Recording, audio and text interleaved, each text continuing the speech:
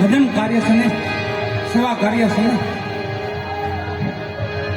કોઈ હસવું ન જોવા એમ પૂછે બાપુ તુલસીદાસ બાપુનું ભજન છે એમની સેવા છે અને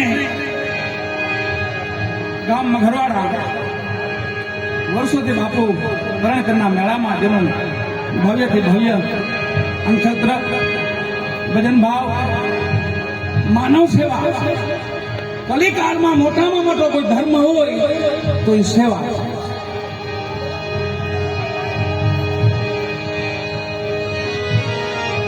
સેવા ભક્તિ કલિકાળમાં ઉત્તમ ધર્મ ગણાય. આથી કોઈ મોટો ધર્મ નહીં હોય. કોઈનો આત્મા ઠરી જાય, કોઈના આત્માને શાંતિ મળી જાય, ઘડીક બેસી જાય, ઘડીક ખાઈ જાય, શાંતિ ને શાંતિ. અને અહીંયા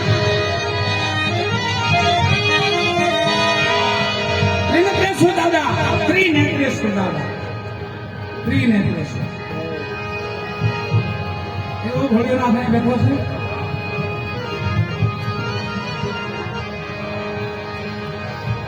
પ્રાર્થના કરી પ્રભુને, હે મારા નાથ, હે ભોળિયા,